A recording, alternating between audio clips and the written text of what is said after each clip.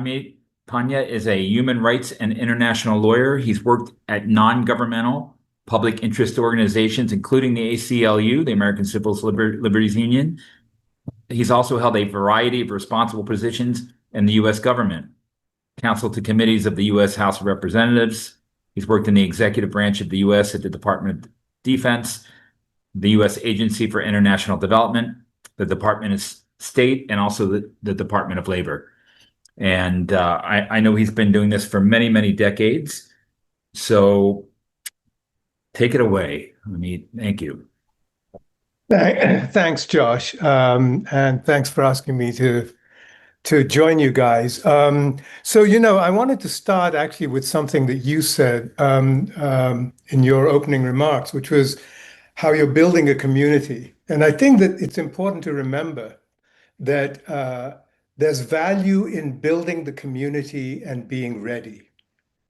That even when it seems like we don't know what to do, or what there is to do. And even when it feels like we're not doing anything concrete to add to the efforts of others, the fact that you all are meeting on a regular basis, trying to figure out what's going on, trying to figure out what you can do, means that when the opportunity arises, you will be ready. You'll be ready to join the movement. And I think that it's just really important to remember that so that we can all be a little bit more patient and chill out a little bit and not feel like, if we're not active right now, we're not doing our job, that we're failing. I think that the introduction that Michael gave us, the summary of the current situation is very good.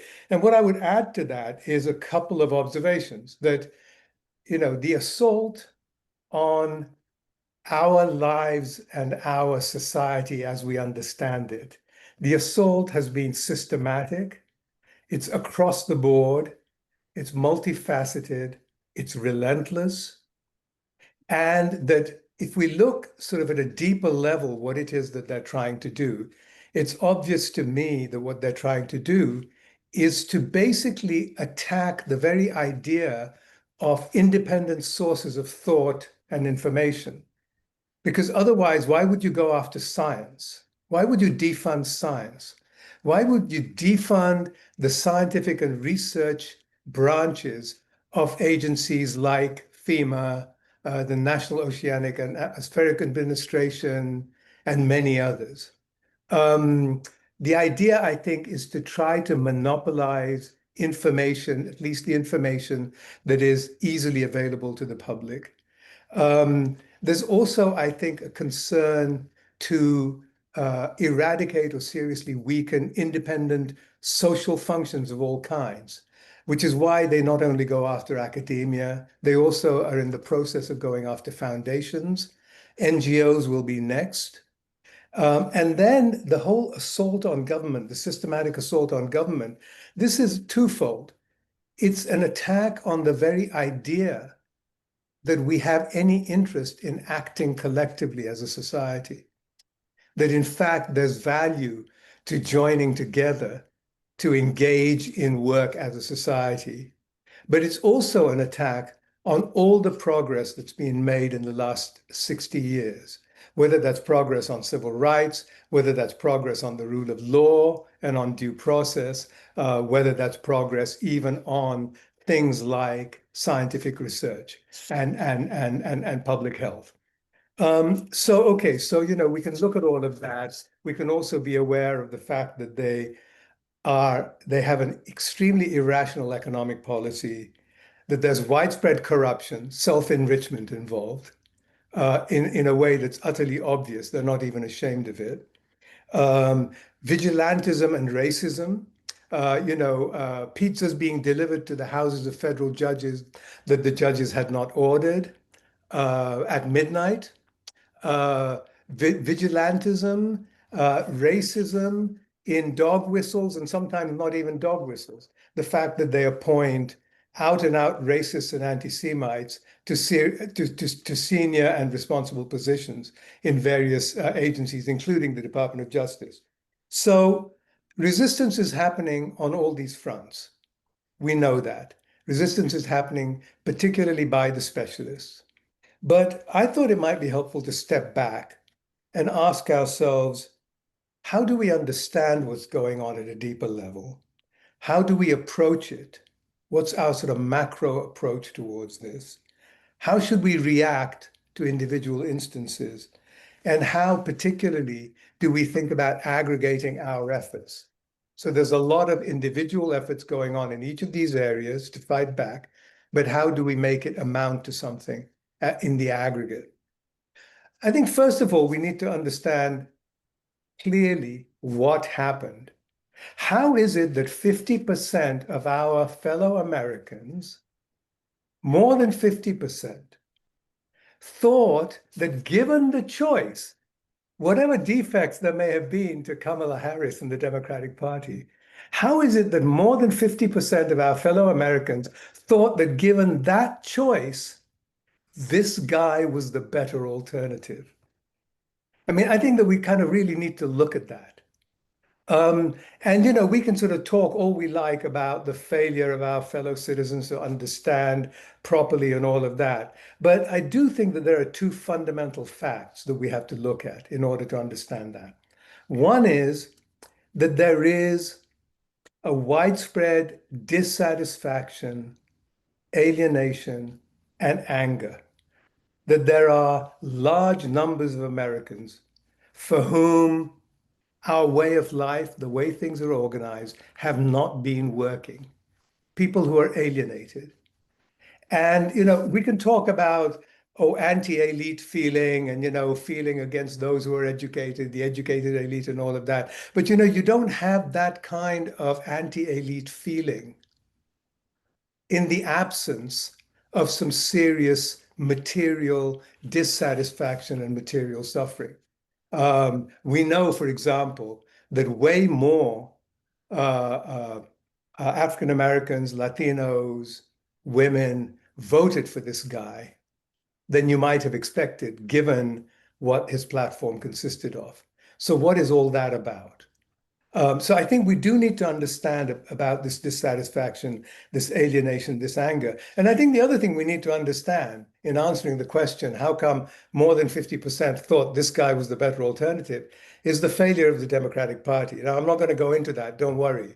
But I do think that we need to sort of have that clearly in our understanding so that we can try to figure out what some of the solutions might be. Even David Brooks, who's a very, middle of the road, would have been, squarely identified as a conservative a few years ago. Even David Brooks is writing now about how the current order in the United States has not been working for too many people. Even Senator Josh Hawley, the reprehensible Senator Josh Hawley from Missouri, is now adopting a populist stance because these people understand. And yeah, there's a lot of hypocrisy in the Trump people appealing to that with sort of populist rhetoric. But, that's always been the populist playbook, to appeal to people's dissatisfaction and alienation from the established order. And for these people, for the people that we abhor, the Trumpies, chaos and dysfunction that arises from a dysfunctional society, which they are actually making more dysfunctional by weakening the government and by delegitimizing institutions. Chaos and dysfunction is a feature, not a bug.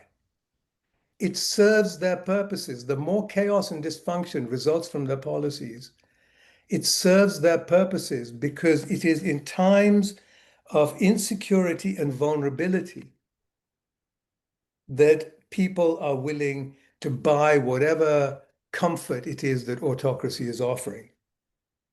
So I think the other thing that's important, and even though I sound like I kind of know what it is I think is going on, I think it's also important that, we're only 4 months into this thing. It's important that we don't overdetermine.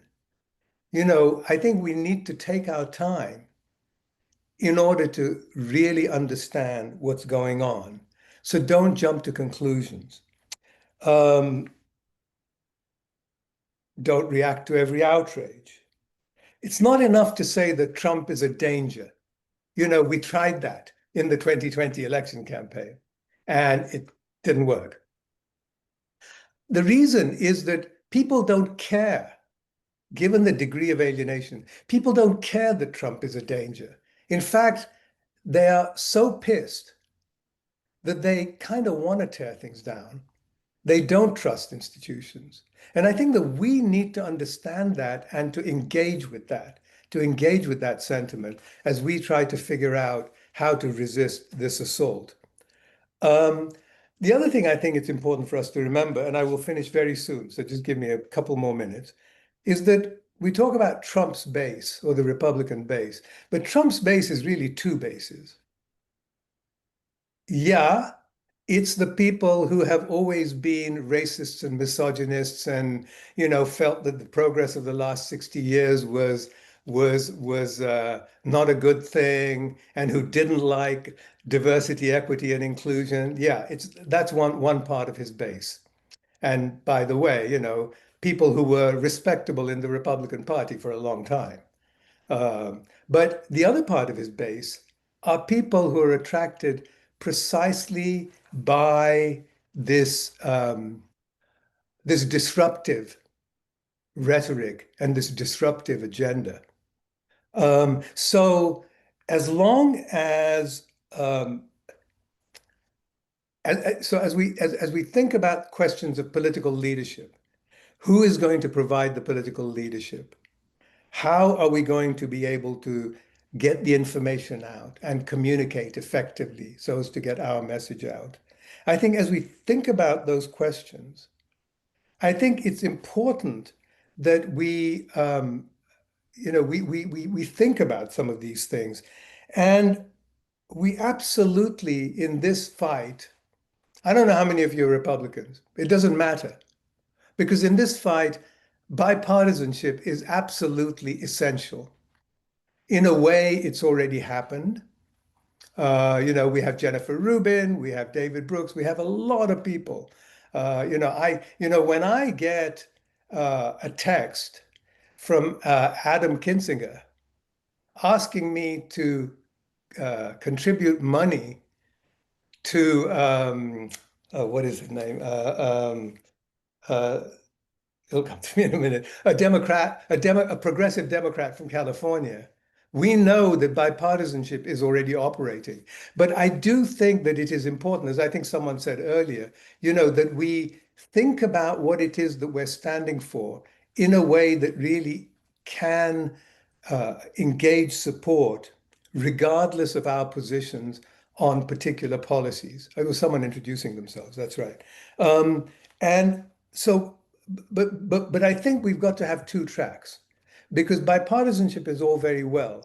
But at the end of the day, in order to succeed in the political system, which is what it's going to take for us to succeed at all, there's going to have to be an organized political opposition to this regime. And the Republican Party, for the time being, the party as it's presently constituted, has clearly lined up behind this administration and its agenda.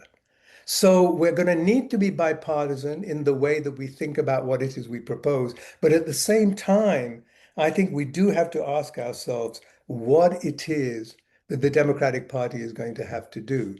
And above all, as long as the Democrats carry on saying that they want to take us back to a nice, rosy America where everything worked, we're not going to succeed. If the agenda here is let the Trumpies fail and the people will just choose the Democrats by default, well, that's all very well, except that's 2018 and 2020 all over again.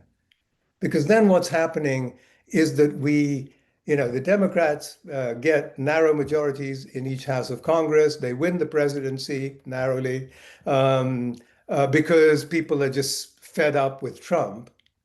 But what it doesn't do is insulate us from the possibility of this recurring in the future. So I do think that, we're going to have to look clearly at what it is that we are asking political leadership to stand for. And then finally, I should say, we also need to be clear about the Constitution that we're defending. We are defending the Constitution. The Constitution is what stands between us and tyranny, yes. The Constitution is what guarantees us the rule of law, yes. But we need to be very clear-sighted about this. It's a really defective Constitution. We're not going to be able to do anything about it now, but we do need to have in the back of our mind what it's going to take by way of public education to prepare the ground so that some minuscule proportion of the American population can't decide 50% of the votes in the Senate. So that a disproportionately small number of Americans in underpopulated states don't have more than their fair share of influence and power in the Electoral College. And I think I'm just going to stop right there. I hope that was helpful. That's a lot, and it's super helpful. So, we're going to allow questions now, but just be respectful of time because really, I'm going to try to really, really respect the 1 hour time limit here and close at 9:30. I'm not sure I'll be able to, but be super precise in your questions if you could, please. And anybody have any?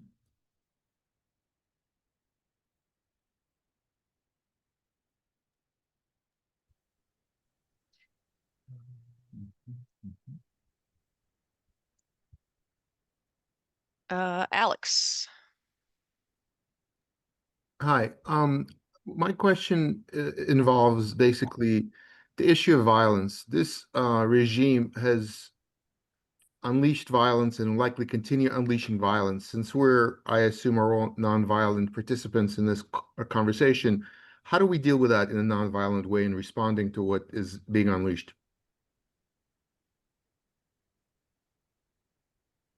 Amit, do you have an answer? If only I did.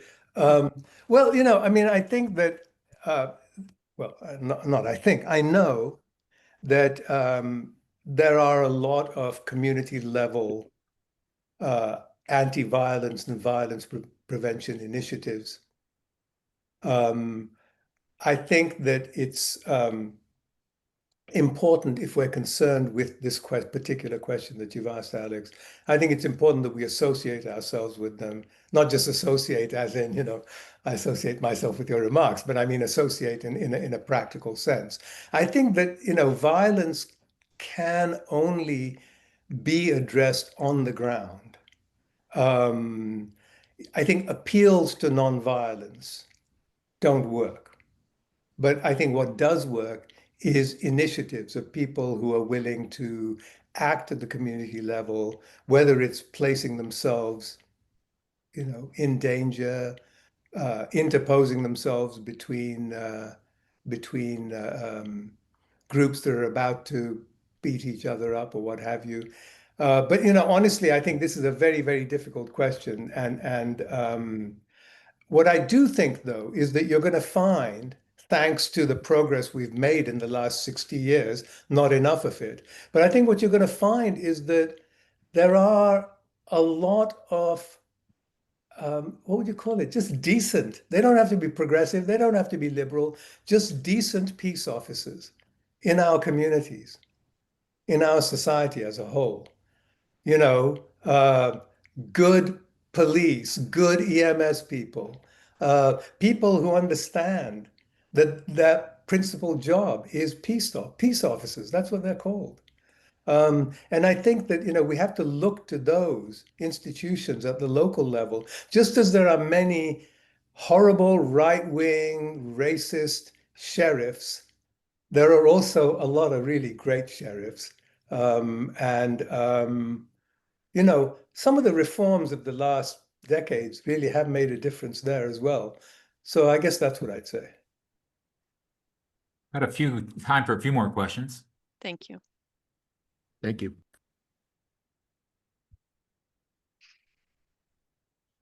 Don't be shy.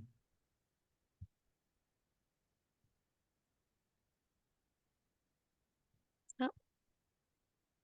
Elliot. Thank you. And thank you, sir, for your very thoughtful words. Can you and obviously this is a very dynamic, very complex situation and a complex question.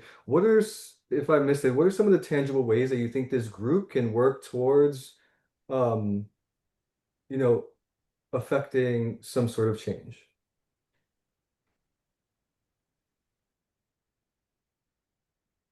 So first of all, let me just say to all of you, because I know we've still got a few minutes, but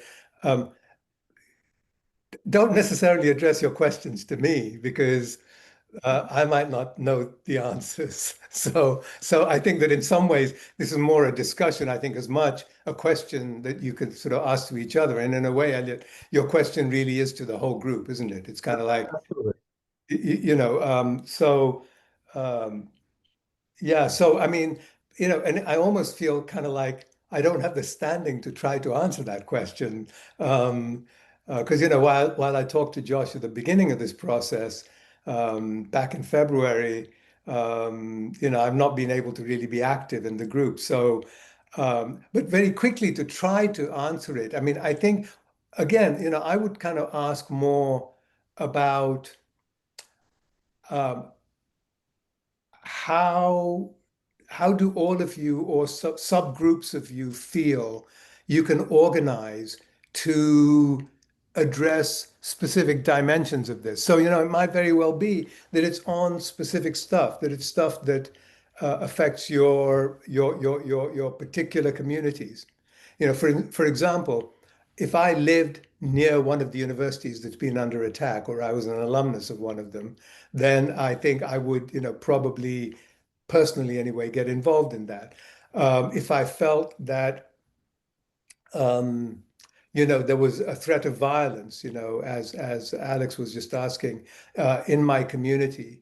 Uh, let's say I live in a community which has a high proportion, not necessarily of immigrants, but a high proportion of ethnic minority, sort of, uh, uh, what's the word for it? Uh, Immigrant proximate communities. I might, think about organizing to make sure that there was awareness about people's rights, um, because people will need to know about their rights, whether they're actually legally subject to deportation or not. We do know that people who are actually legally in the US have been kicked out of the US in the last couple of months. I mean, we know this for a fact. So I might consider acting in those ways. But in a way, I'm really only giving you examples of kind of like, how to conceive of what a particular group might do. But above all, obviously, the group has to ask itself, what is our common interest here? And what is it that we have the capacity to influence? And for someone who's worked on international policy all my life, like at this point, I'm a firm believer that the place where you have the most influence is closest to home. Thank you. Thank you. We're a little late, but maybe we can take one more. Looks Yeah. like Ri- Richard's. Yeah, Richard? I agree with everything you said. The thoughts that go through my mind are this. Donald Trump expressly promised his voters that if they voted for him in 2024, they would never have to vote again. Now, I don't think there's any ambiguity whatsoever in what he intends by that. And I agree that whatever can be done to persuade alienated Trump voters not to support him is great. But I think we're in the middle of a dictatorial coup right now, and it doesn't matter really how many of those people we get on our side if, as he's grabbing the levers of power, he is going to impose his dictatorship, regardless of who we convince otherwise. So my thought is, I don't know the answer to this. What is it that we can all most effectively do? And the only thing that I have been able to come up with is to go to the June 14 demonstrations to demonstrate against all of this. Now, we're not going to agree on everything. Being blunt, I probably disagree with most of you on Israel-Palestine. And I'm very worried about Jewish students being harassed. But I know they're not doing it for anti-Semitism. They're doing it to shut off free speech. And that's what we've got to prevent. All right. Well, thanks, everybody. I really hope that you'll come back next week. Same exact back time, same exact bat channel. Thursdays, 8:30 p.m. Eastern, same exact Zoom link. And like I said, invite people, step forward if you'd like to contribute more. And we're looking for growth and participation. We're looking to make a difference. Thank you all for coming.